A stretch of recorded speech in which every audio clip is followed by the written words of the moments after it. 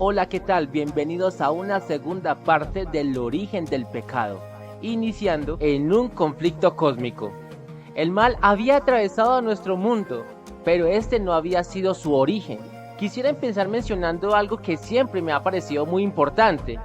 El mal como tal no tiene explicación en un universo perfecto. El pecado es un intruso y no hay razón de que pueda explicar su presencia. Es algo misterioso e inexplicable.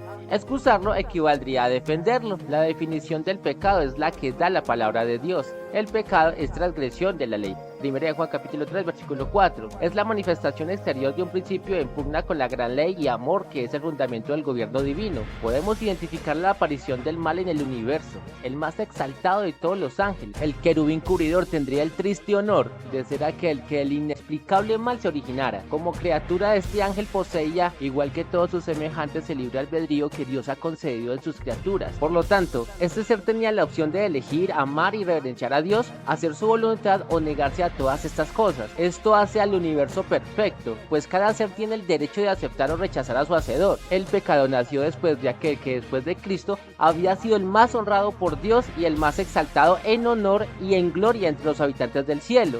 Antes de su caída, Lucifer era el primero de los querubines que cubría el propiciatorio santo y sin mácula. No había un lugar superior en el cielo, un puesto más elevado entre los seres creados que el que ostentaba este ángel majestuoso antes de su caída. Pero a este ángel no le pareció suficiente, deseó el lugar de Dios, anheló no su carácter, sino su posición y dominio, deseó situarse por encima de Dios. ¿Cuántos no entienden su exaltada posición como una oportunidad para servir y desean más bien la gloria de ser servido? Es terrible decirlo. Yo encuentro tristeza en la voz de Dios cuando habla a través del profeta Isaías sobre la caída de Lucero. Isaías capítulo 14 versículo 12 al 14 nos dice: ¿Cómo caíste del cielo, oh Lucero, hijo de la mañana? Cortado fuiste por tierra, tú que debilitabas a las naciones, tú que decías en tu corazón: subiré al cielo, en lo alto, junto a las estrellas de Dios, levantaré mi trono, y en el monte del testimonio me sentaré, a los lados del norte, sobre las alturas de las nubes subiré,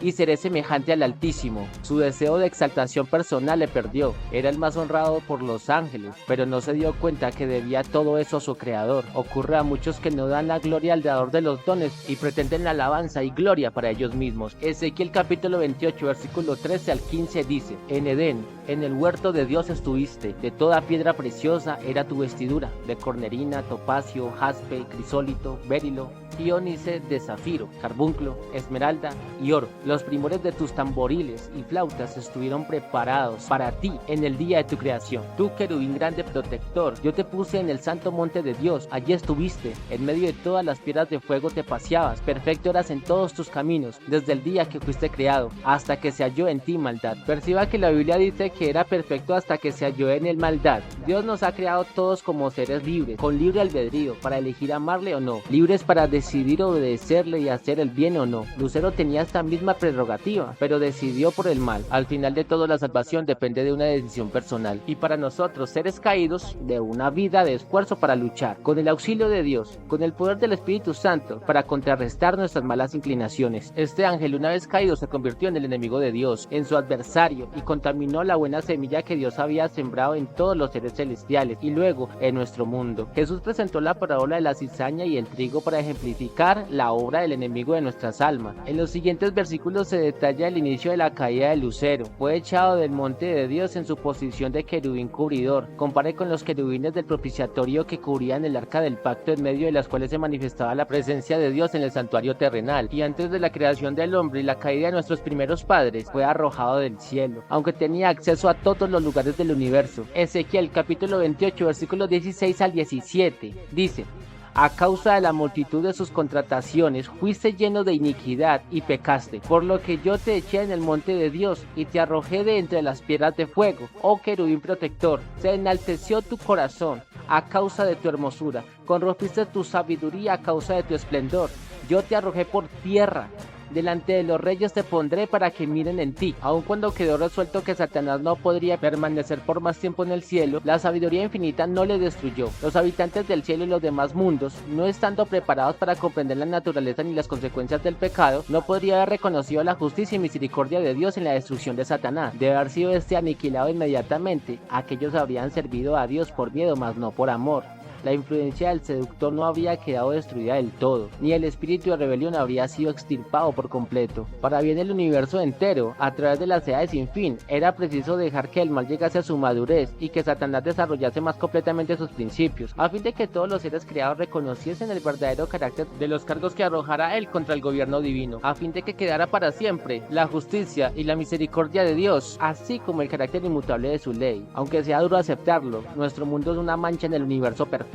Es duro también aceptar que seamos partícipes involuntarios en este conflicto de los siglos, pero me alegra saber que nuestra lucha permitirá que el universo quede vacunado contra el mal para siempre. A pesar de haber sido expulsado con los ángeles rebeldes del cielo, Satanás no estaba totalmente prohibido de ir al cielo. Por eso aparece en el libro de Job, alrededor de unos 2000 años antes de Cristo, como presentándose ante Jehová junto con los otros hijos de Dios. Satanás, que era entonces el príncipe por usurpación de este mundo, colocando bajo su dominio por la caída de nuestros primeros padres, tenía aún ingreso al cielo como representante de la tierra. Job capítulo 1 versículos 6 al 7 dice: y un día vinieron los hijos de Dios a presentarse delante de Jehová, entre los cuales vino también Satanás. Y dijo Jehová a Satanás: ¿de dónde vienes? Y respondiendo Satanás a Jehová, dijo: de rodear la tierra y de andar por ella. Cuando Satanás tienta a Jesús luego de 40 días en el desierto, menciona que posee potestad sobre nuestra raza caída y sobre todo el mundo. Lucas capítulo 4 versículos 5 al 8 dice: y le llevó el diablo a un alto monte y le mostró en un momento de tiempo todos los reinos de la tierra. Y le dijo el diablo: a ti te daré toda esta potestad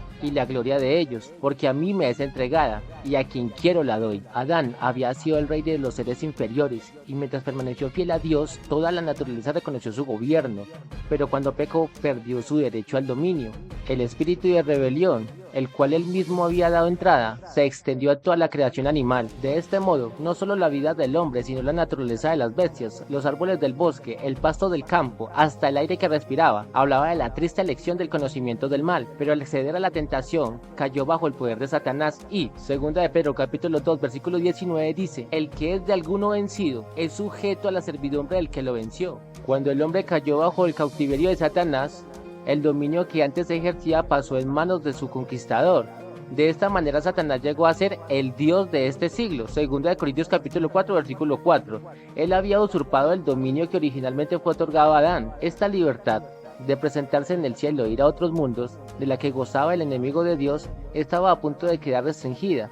Un acontecimiento esperado por el cielo estaba por ocurrir.